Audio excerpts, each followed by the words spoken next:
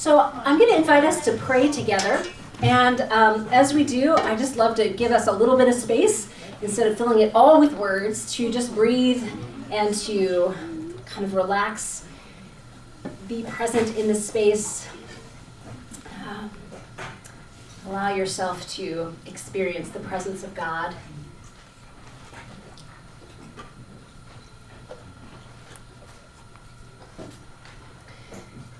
Gracious and loving God, we are so grateful for this day, this whole day that you've given us to experience your love, to notice the gifts that you've given to us, the sunshine and the presence of one another, the very breath that we are breathing. There are so many gifts that we give you thanks for today. We give you thanks for this gathering, this amazing room full of beautiful people, your children, who have gathered together around our sister, your daughter, Emelia, to hear more of her story. And we're so grateful for this opportunity and grateful for her who brings us all together. And God, we are thankful for the stories that you give each of us, because our stories are all part of your story. Our stories are sacred. Our stories are given to us to give to each other, to share life and love together. So we thank you for the celebration of Emelia's story today, and may it illumine more of your world. May it fill us with connection and curiosity, and may it inspire us to share more of our lives with one another as well. God, bless this time together. Fill it with your life and your light and your love, and bring us all to life through this time together. In Christ's name we pray. Amen. All right. Thank you, Pastor Jenny. Sure. Are you going to speak? Yeah, I'm going to speak. All right, so Emelia asked me to introduce her. I'm going to try to keep it to less than 20 minutes. Anyway, a few years ago, I was teaching an undergraduate international business class at Rider University. And in my practice, I usually invite a couple of guest speakers during the course of the semester, because I think it's really important for students to hear other voices and also to learn directly from people's experience. So I knew Emelia. I knew her from this church. I considered us friends. I knew she had worked for the UN. I knew she had done a lot of work overseas. But she is such a humble person, I did not know her story.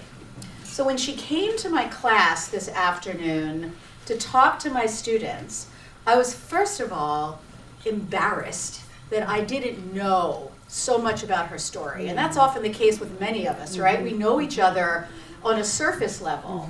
So her sharing her story, I just wonder sometimes if it was that day that gave her the idea to call her book Perseverance, because her story was so incredible. You know, as she was sharing with my students her story about growing up in Ghana. I don't want to say anything that you're going to hear from her, but, you know, in a village where she was raised not just by her grandmother and single mother, but by the whole village, her aspirations for education throughout her life, never being daunted, going on and on and on to get her degree, to come to the United States, and get first a degree in agriculture at Cornell, then a PhD at Rutgers, while she was raising 3 children, and her husband was a young full-time doctor, and somehow finding the inner strength to do all of that. She shared her story about the abject discrimination and racism she faced in this country that I never knew about.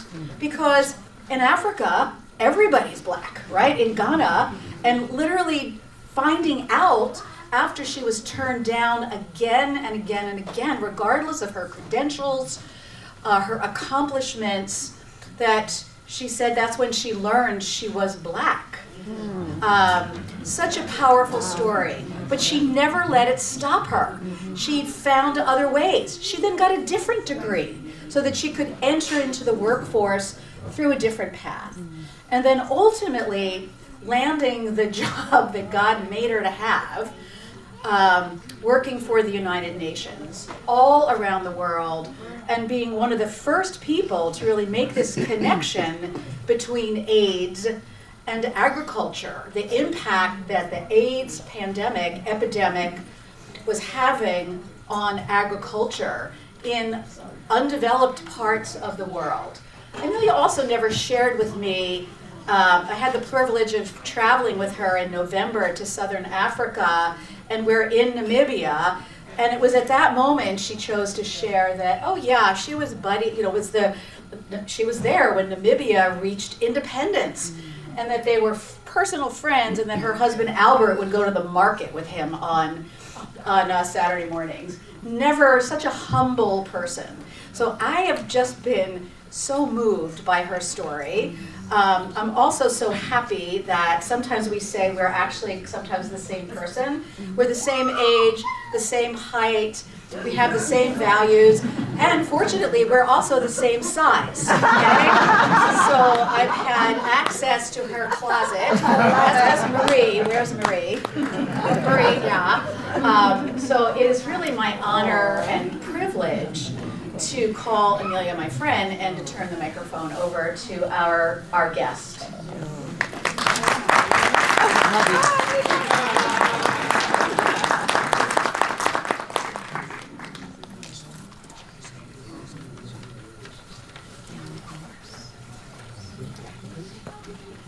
Iona, did you turn that off?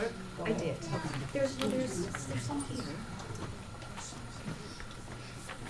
Perfect. Thank you so much. What do I say? Good afternoon, good morning. Yeah. Distinguished ladies and gentlemen, friends, colleagues, and indeed all gathered here today for the launch of my memoir, Perseverance, One Woman's Journey from Ghana to the United Nations and Beyond. I appreciate you all. All right. Sorry, this is better. I think we're connected. Maybe let's use this one. Okay. Oh no, this is fine. No, it's not. Okay. I appreciate you all taking the time out of your busy schedules to celebrate this milestone with me. This has truly been a journey of love. There have been numerous occasions in my career when people have asked how I got to where I was at the time. Each time, the feedback received indicated that mine has been a pretty unusual journey. I generally would let the thought pass with no reflection whatsoever. However, with the advent of COVID, as you all know, it provided unusual space for personal reflection and acknowledgement of how limited our time is on this fleeting planet and how frail life can be. During those early months, unsure of what one was to do with the free time on our hands, I started to reflect on my life and career with a lot of encouragement from my late husband, Albert. I decided to start putting something together on my life, as much of it as I could remember. The notes started to pile up and slowly to take shape. I completely put it aside after Albert passed in 2021. After his 1-year anniversary, I again wondered what I would do with myself. And as if he was still whispering in my ears, I picked up from where I had left off a year and a half before, and here we are now. The title Perseverance was an easy topic for me, as it reflected many aspects of my life, which is now documented for your reading pleasure. Who would have thought that I was unable to get to medical school, which was my lifelong dream, because I received a C grade in physics in my A level. And yet, with the ravages of HIV and AIDS decimating the small population of Namibia, where I had been posted as a representative for Food and Agriculture, for the Food and Agriculture Organization of the UN, I ended up leading and championing the mainstreaming of AIDS work into other sectors, surrounded by numerous medical professionals. Who would have thought that with a PhD in plant physiology from Rutgers, New Jersey's premier university, and unable to get work in my field solely because I was black, a woman, and an African. 3 clear strikes against me. I would end up working as a secretary in the giant telecommunications company, AT&T, and managed to move from there to become the Deputy Assistant Chancellor for Academic Affairs in the New Jersey Department of Higher Education, overseeing programs for the entire state of New Jersey. In short, I give these 2 examples to illustrate that life and careers for most of us is never a linear process. And it is important to accept it as okay. What was critical at the end of the day for me was to use the education I had received and the skills I had acquired, especially from my high school, Wesley Girls High School, and beyond, as tools to carve out paths for growth and development, no matter what the roadblocks may be in my way. My memoir stresses the importance of affirmation and the strong role and importance of the people around us growing up, especially in my case, my mom, my grandmother, my aunts, and the Ghanaian community at large, no matter where I found myself.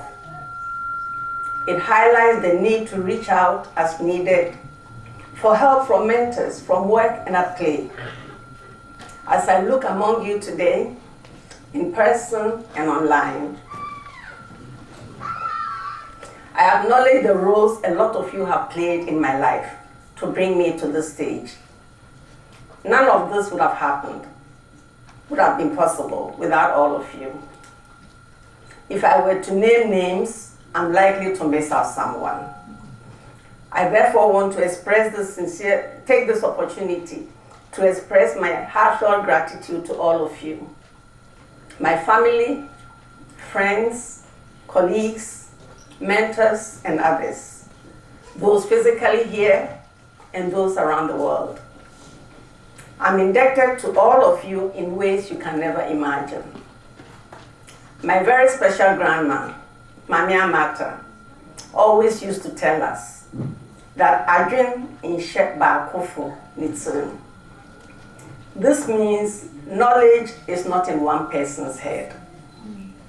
You here have all, in one way or the other, proven my grandma right in your love, guidance, and support to bring me to this point. To my wonderful daughters, Emefa is here representing all of them, Emefa, Awoye, Edem, my true loves and my forever support.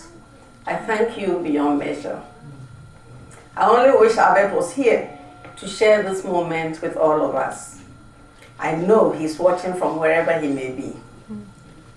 I'm forever grateful to our good Lord for his boundless, amazing grace and blessings on this journey and in the years to go, the years ahead.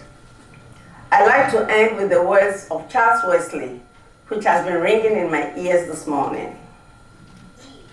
Oh, for 1,000 songs to sing, my great Redeemer's praise, the glories of my God and King, the triumphs of his grace. Jesus, the name that charms our fears, that bids our sorrows cease, is music in the sinner's ears. It is life and health and peace. Amen. I thank you.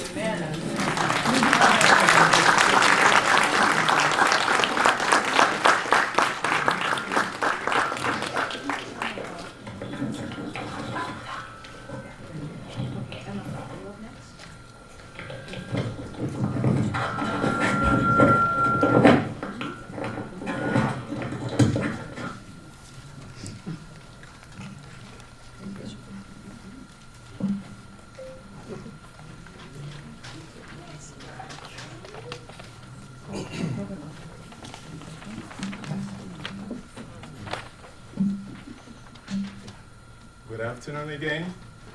Ladies and gentlemen, friends, family, and distinguished invited guests.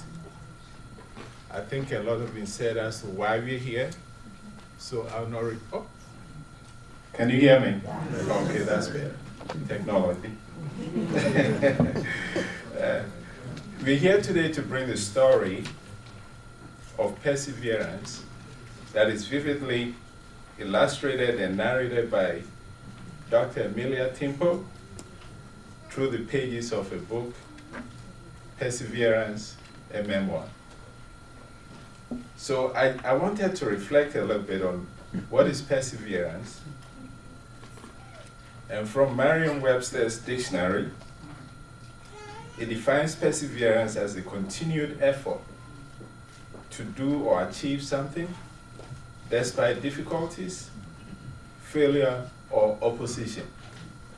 In other words, the essence of perseverance is the determination to remain steadfast by focusing more on what you need to become and less on what you need to do. And I think as you heard all the stories, if you have a goal, that keeps you steadfast, moving towards that goal. So less than what you need to become, because in many trying circumstances, you oftentimes have little control over what happens around you. But you always have control on how you respond.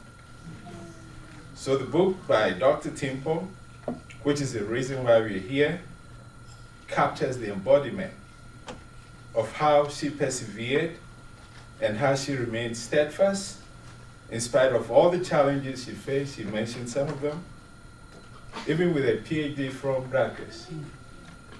So Dr. Timpo's book takes us on a journey on how she navigated through all these trying times and how she ultimately found redemption in becoming what she has become. So not to spoil it for you, Dr. Timpo's vivid telling of her own persevering story through the pages of her book, Perseverance, a Memoir, gives me much pleasure to welcome Miss Emefa Timpo to do the honors of officially launching the book, Perseverance, a Memoir, by Dr. Timpo. Thank you.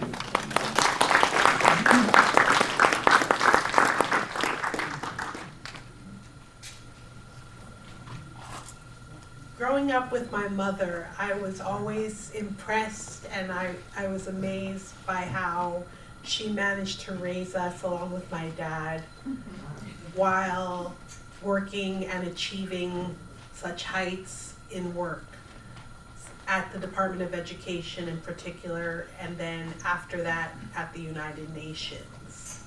I was in awe of my mother and felt that these were some of the qualities that demonstrated perseverance after I read the book.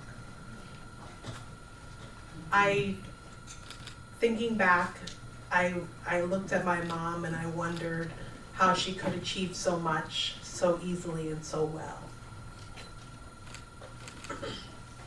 My mom has always been a go-getter with a get-it-done attitude, and I always strive to be like her and have the same attitude as I go into things.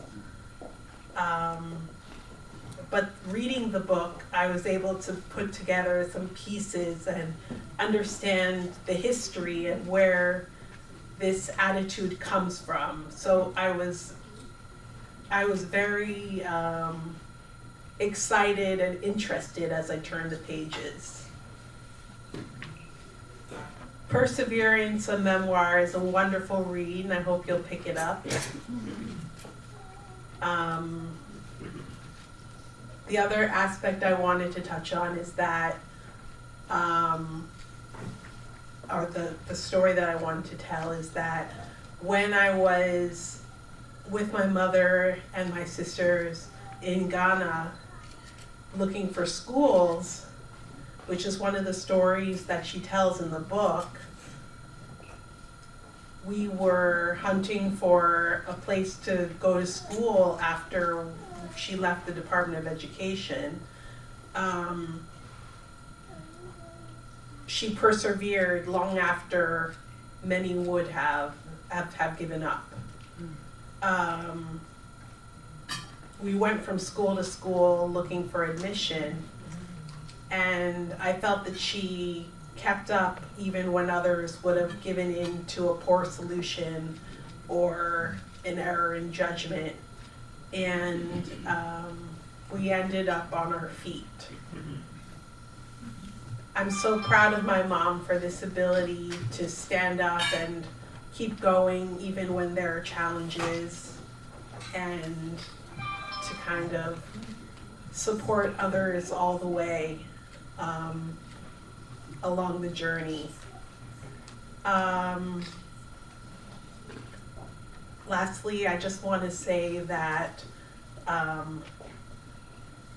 the book is a wonderful read. Pick it up.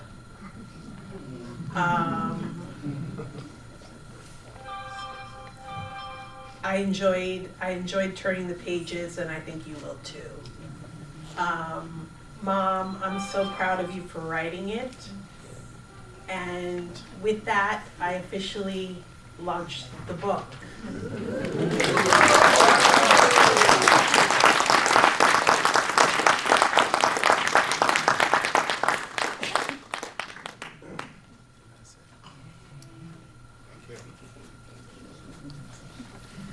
All right, so now Barbara Fox and I are going to be in dialogue with Emelia. We're going to be asking her some questions. She'll have an opportunity to respond. I think we'll do 2 or 3, and then we'll turn it to the audience, and then we'll come back so that it's a really highly interactive 30 minutes of us to not necessarily recap the book so that you don't have to buy it, because you do, but to just hear about Emelia's story. Okay, so that's what we're going to do now. And I'm going to hand this to Barbara while I fish my questions out of my tote bag here. So I want to say, some of you know me as a writer, and I'm going to read this book as a textbook on how to do my memoir, because Emelia was so honest, and she came across some really tough times in her life, and I was also very intrigued by her portrait of Ghanaian life, and I wondered if you would tell us a little bit about, the book opens with a childhood story about how old were you when you carried the water for your own bath, and tell us about that. Maybe 3. You know, I think maybe 3 because at the time we didn't have taps in our house, so you go, a kilometer or 2 to collect water, and you go in with other children, Meanwhile, you're talking and giggling along the way. By the time you get the water and half of it drops, by the time you get home, there's very little in the bucket. But we thought it was a lot of fun. Yeah, I must have been 3. And not only the getting the water. 3, 4, people are going, the grown-ups are going, Sister Amma will be going and we'll be following her to get water. Yeah, but it's not just the water, but you go to them, they send you to the market. You follow the grown-ups to go to the market to buy something that grown-ups need to cook. And you were laughing and singing too. Yeah.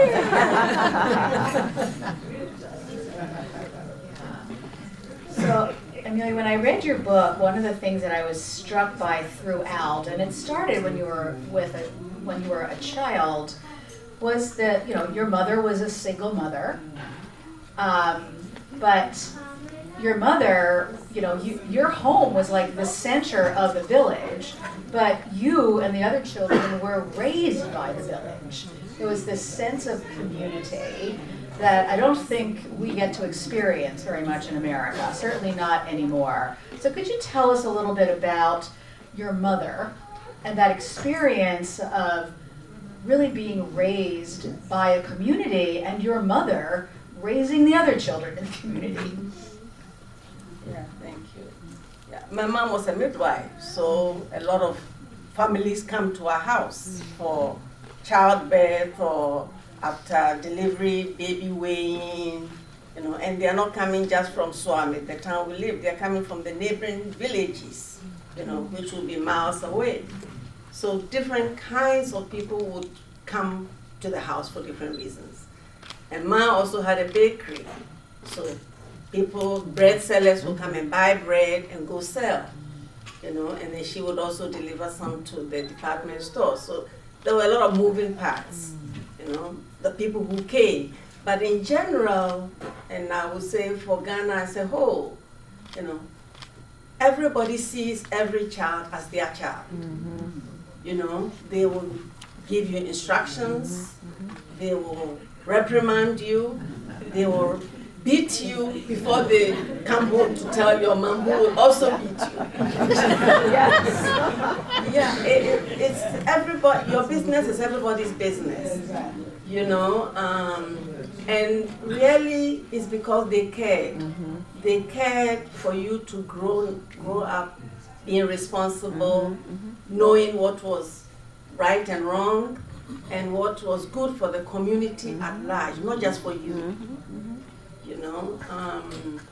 And because Ma had so many people coming in and out because of what she did, she also made it her business.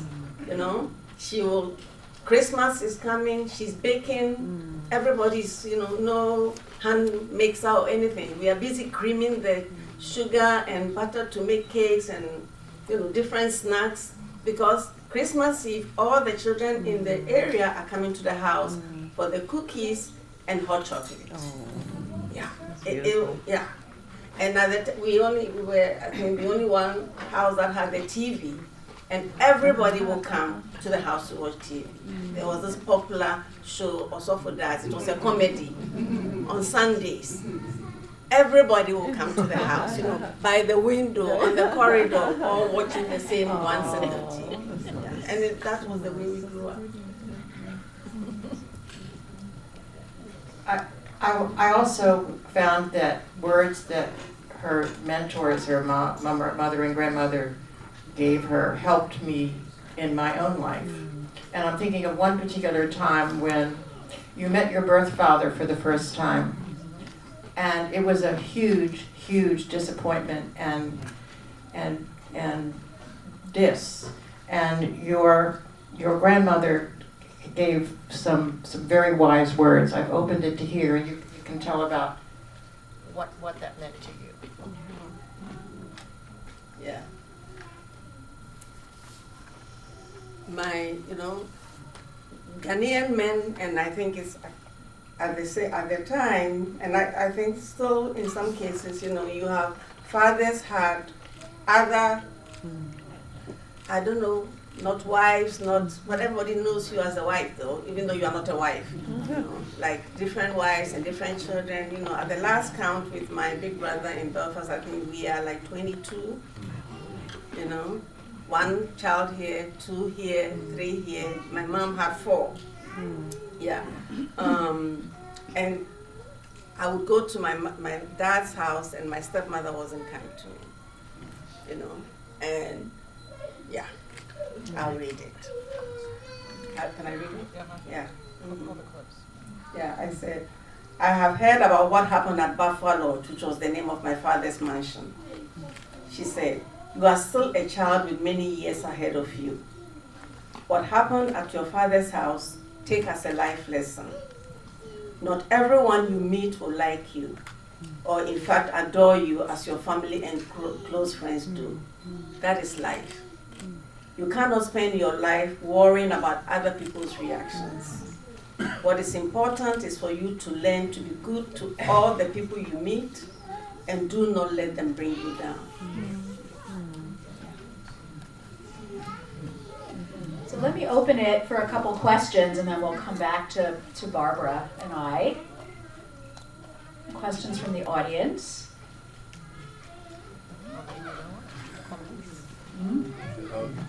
Yes. Can I give you a microphone, please? Okay. So the passage that you just read, reflecting on meeting your father for the first time, and before that, you really didn't even know your father, right? And then you have a half sister who went to the same school with you. Can you tell us the relationship between you and your sister, and how your father reacted to that relationship? Yeah, thank you.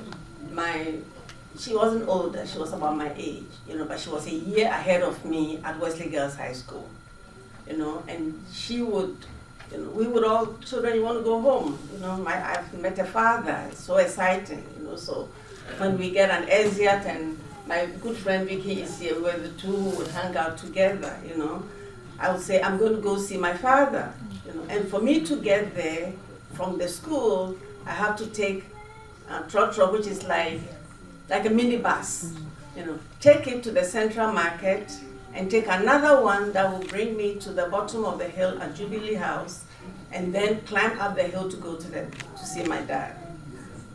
My sister Adelaide, who was in the same school, as it turned out, she had been picked up by Papa's driver, Smiler, with his Mercedes Benz from the same school and brought to the same house. So in my mind, you can assume that coincidence, you all end up being there. But after being there, I say bye, I'm going back to school, and again, I take the trotro to the market, and I take the second trotro to the school junction, and walk the 1.5 kilometers up. On my way up, here comes Smiler with my sister Adley from the same house I had left, being brought to school. That was what I was so upset about, that I went home and I told my grandmother. Yeah. Thank you. Emelia, you started going to boarding school at an early age, which again is something that many of us don't really experience. I'm sure a lot of our children would like to go to boarding school, or would like them to go to boarding school, but not just education, excellent education was so important to your mother. So tell us about that, about going off to boarding school for the first time, and adapting and persevering, and then later on your children went to boarding school, right? Yeah, so tell us about that. Yeah, I think my mom decided the boarding school was the only option for her, because I had my other mom, Emelia, who was my mother's best friend next door, who was my second mother, and I would follow Emelia to the market every day, and we come back and I'm in Emelia's house. He makes a nice big pot of fufu and soup. I was being pampered to death. So I think it got to a point my mom realized that if something doesn't happen, I'm going to be in the market selling with Emelia. Yeah, that was the main reason why. And the boarding school was in Cape Coast, which was almost 170 kilometers from Kumasi. But I guess I didn't know to think anything about it, because in the boarding school, you have other people there taking care of you. And then my mom had friends in it. My boarding school was in Elmina, which has one of the largest slave castles on the west coast of Africa.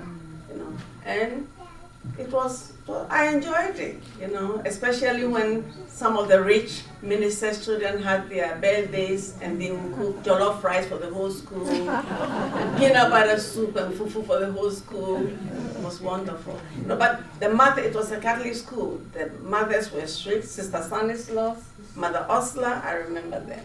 They were strict, but the environment was good. You were surrounded by other children your age. I didn't know about studying, just played.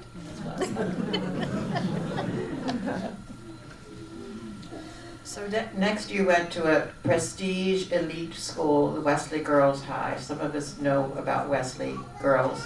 That was so different, and you were introduced to community service. What did that mean for you, for your future life? Yeah, thank you. I mean, some of these things you don't think of it as meaning anything when you are doing it. But down the road, you realize that something was being instilled in you. You know, Wesley Girls High School is in the center of a village called Kakumdu. You know, Kakumdu is still very poor village. You know, but as part of some of the voluntary activities we do as students, I mean, I was in the Red Cross, I was in the voluntary work camps, you know, I was in Girl Scouts. There were so many different activities you could engage in. But for Red Cross, for example, on Sundays after church, we go to Kakumdu, and we had to treat the sores of the children. We had to, you know, teach them basic hygiene, washing hands, you know, brushing teeth. It's, yeah, you learn from that. I mean, voluntary work camp, I was up in the northern part of the country helping to build school. I guess now it's Habitat for Humanity and all. We didn't know, but we were sent in the summer to go help, you know, build school for the area, because they were only still sitting under trees for school, you know. But some of those things, you don't realize it, you know. But I think we had teachers, you know, from all over the world who knew that those elements were important for us as growing up, in addition to the academics. You know, so we studied hard, we played hard, but we did a lot of other services too, not just Kakundu, but in different communities around us. We would go to Commander for voluntary work camp to do something. You know, we can go to different villages around the school. And it wasn't even just us. We would go with other secondary schools that were in Cape Coast. We would group together, boys and girls, and work together to do these community services. And I think that instilled the sense of service, but also I think because I had learned that from home, you know, and that combination has been very meaningful for me. Yeah. So I realized we could be here for 2 hours. I gotta skip some of these questions. I'm gonna try to fast forward a bit to your meeting Albert. It's such a wonderful and romantic story, off and on, off and on, off and on. That's love. But in particular, the story about him, were you sick, or you were sick and you needed a ride? Okay, here we go. I actually had chicken pox. So I went to Kolebu, you know, and they prescribed something for me, but I was too tired to walk, so I said, let me hitchhike, right? And I, you know, this car, white car, GL 161. It stopped, and this gentleman gave me a ride, you know? So I went home, and Vicky is here. I went home and I went straight to Vicky's house.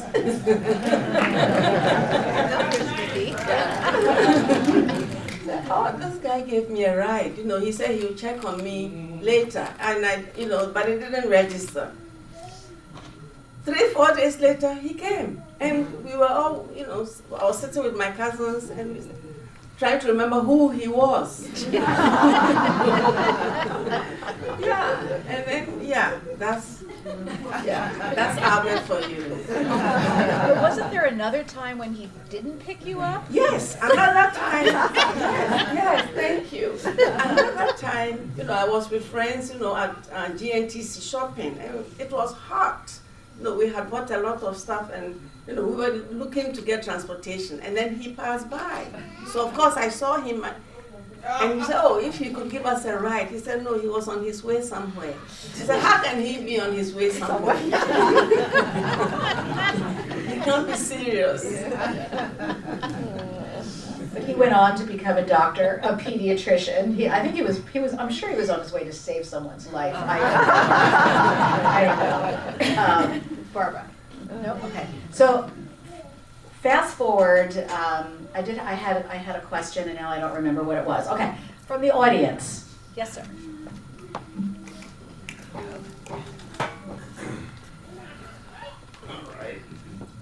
Thank you very much for the opportunity, and thanks also for giving us the opportunity to listen to you. I haven't read your book, but I'm going to definitely read it.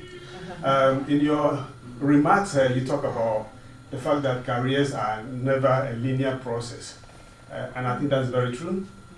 But the title of the book, Perseverance, which is great. I just wanted to know if, in doing all these things, persevering, what role did the humility also play in the process? I think so if you could probably elaborate on that a little bit for us, what lesson we can take from being humble in the process. Thank you very much. Thank you. Yeah, I think for that I'll go back to my grandmother's saying, that really knowledge is not in one person's head. It's definitely not in one person's head. And the more you reach out to different people and listen, really listen to the views and I guess guidance from different people, it humbles you. It really humbles you, and for me it also enriches you. I recall there was this. He was the executive director for this consultative group for international agricultural research centers, which is like globally, all the agricultural research centers, they had an office and it was within FAO, right? Dr. Kenya from Kenya. And he used to be a vice chancellor of one of the universities in Kenya before getting this position. When I was leaving Rome to go to Namibia, I went to him and I said, Dr. Kea, what do you think? Give me a sense what are some of the things I need to pay attention to. You know what he said to me? He said, when you get up the ladder, you're going to have lots of people coming to you to say, it's urgent, you got to sign. You got to sign, and invariably you sign. He said, Emelia, you have to make sure you read everything before you sign. And honestly, I do. And places when I was in Rome, there were like maybe 40 people reporting to me, and they will all come pressing. I have to read it. So you take the lessons as they come.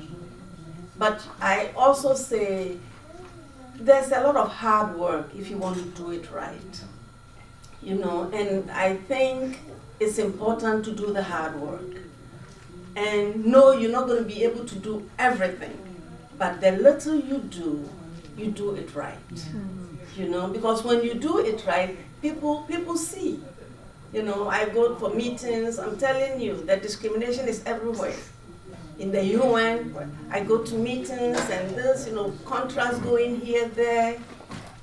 My approach was always, I will not go to a meeting unprepared. I will do the work, and when I go to the meeting, you're going to hear me. Yes. And you're going to hear me because I've done the work. Yes. But once you hear my piece, you as the boss can make the decision that you want to make. It will not be because Emelia didn't have an opinion. And that was known. So I didn't have to tell you I've read it. I've read it. And if I don't understand, it could be 100 people in the room and I'm going to say, this part I really don't understand. I am not shy to say I don't know. Because I know I'm not the only one who has all the information. And by admitting you don't know and you can learn, you'll be amazed how many people show you things that you never thought you would have known. Yeah, so it worked for me. I have a question. You've made many sacrifices in order to get where you are. I think of you as a young mother studying and with a baby and pregnant. That's one of the sacrifices.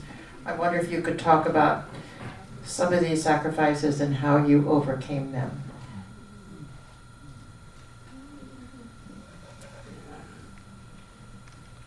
Yeah, sacrifices, but I think I also had a lot of support, a lot of unwavering love from different places. My mom came and spent like a year with me when I had OE in Ithaca. And my husband, he was amazing.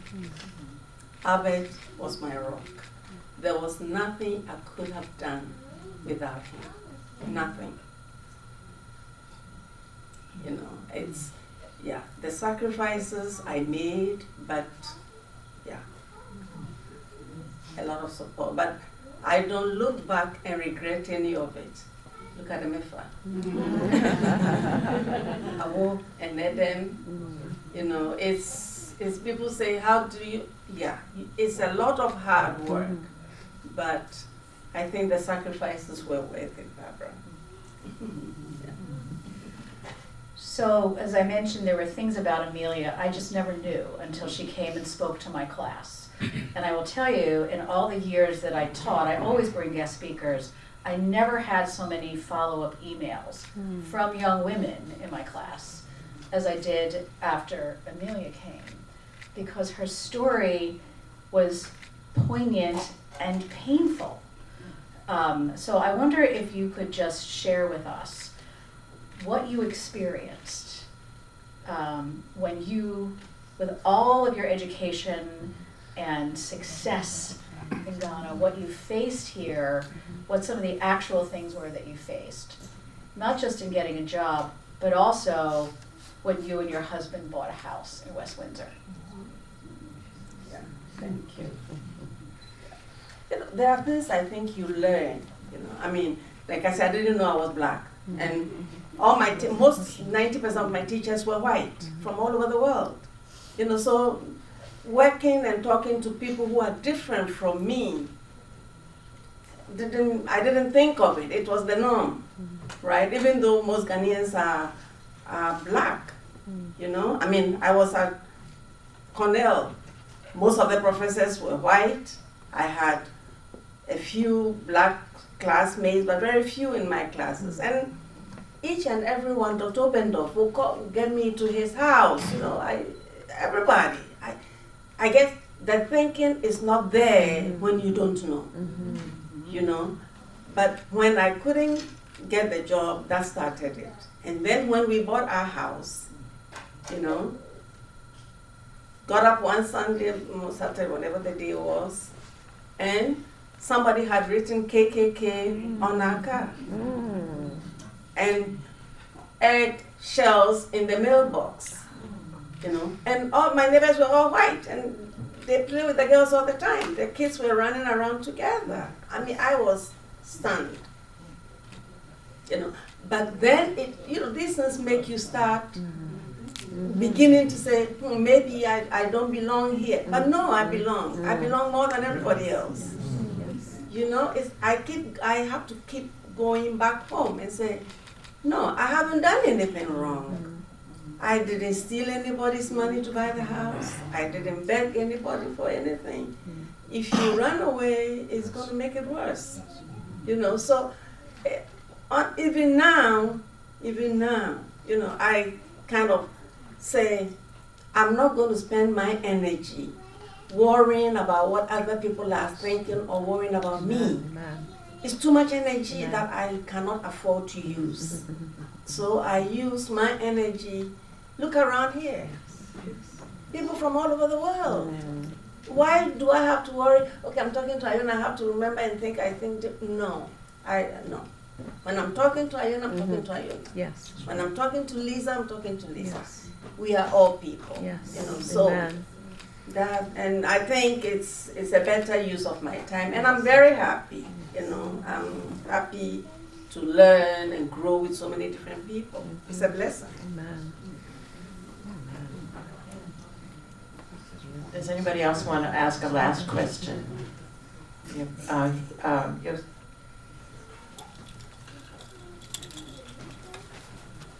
Pass it back to her.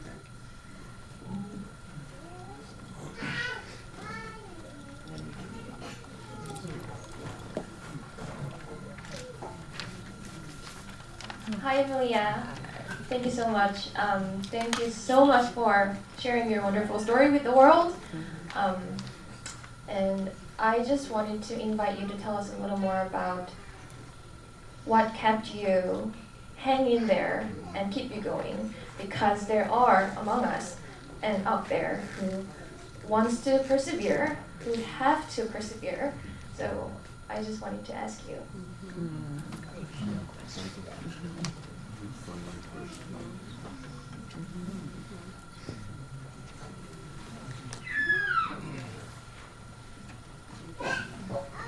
Thank you.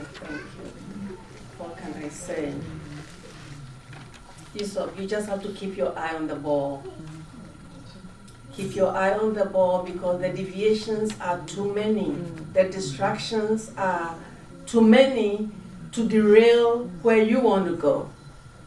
You know, so if you are clear to your own self, to your own soul, what you want, where you want to be, you know, you kind of, at home you say you sprinkle a lot of salt and pepper on a lot of the things that you hear that you know are not coming out of goodwill. You know, and yes, and you have to learn to ask for help.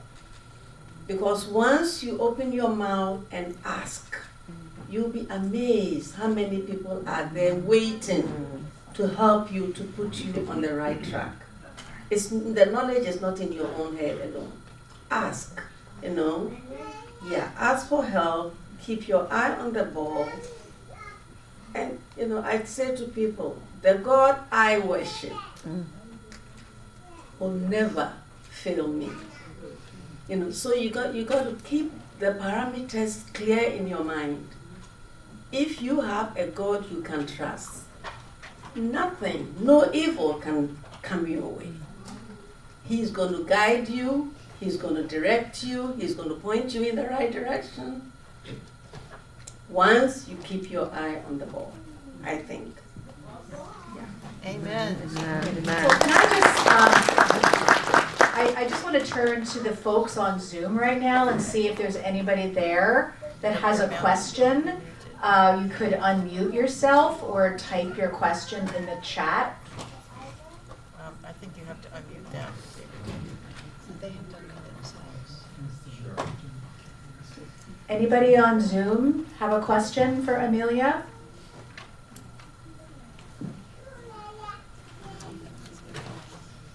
Okay, so I'm sorry. There's another one back here. Oh, okay. Let me get to the mic. Okay.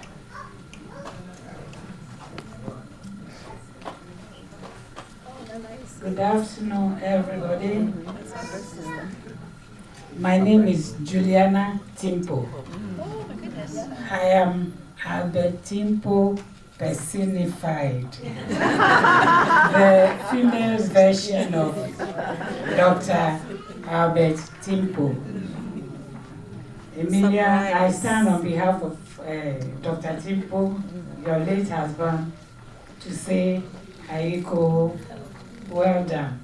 We love you so much for the good of God.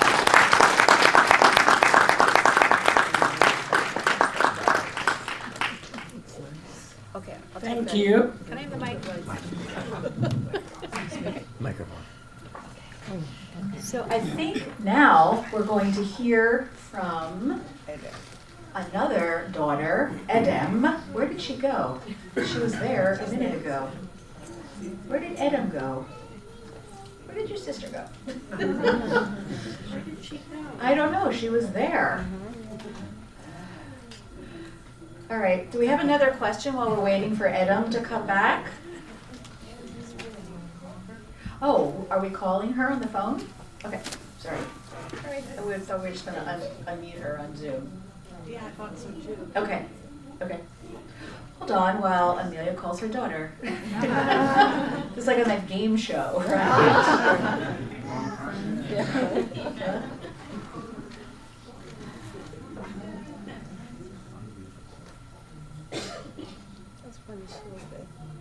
And by the way, before you leave, please get more food. And buy the book. Oh, of course, we can't.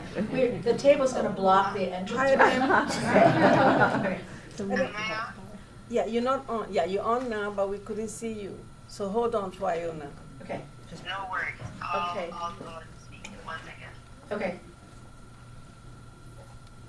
If anyone wants to hum or sing a song, is Laverna still here? She could sing. She's still here. Oh, there we go. Thank you. Ask and you shall receive. Yeah. That's amazing. Could sing it. What hymn would we sing? This is good. We have to. So Adam, are you Adam, where getting are back you? on? Are you getting back on Zoom? I don't know where she is. Okay. Maybe we can just have her talk through. Yeah. I'll mic her. Okay. Okay.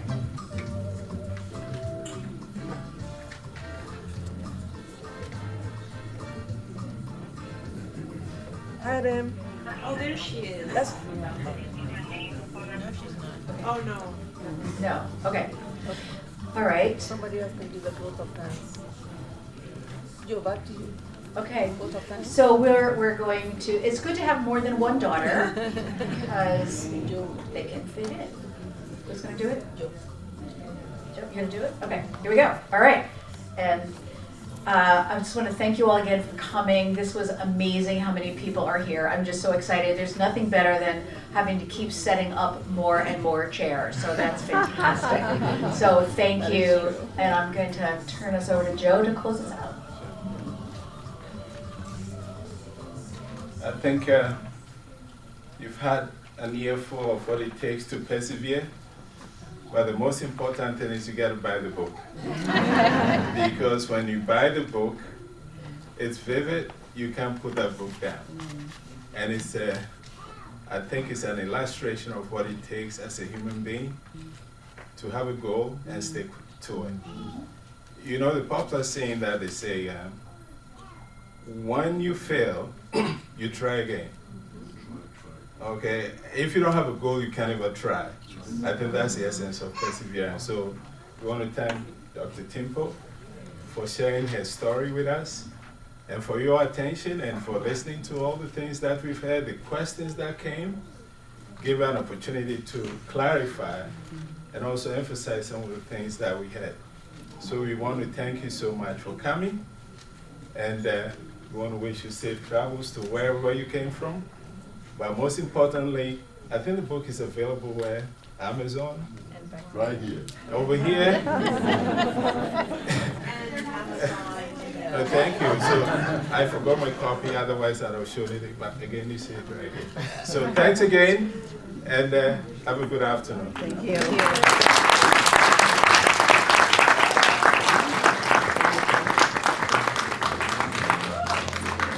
And please grab more food. Please grab more food. Sorry, you guys, right?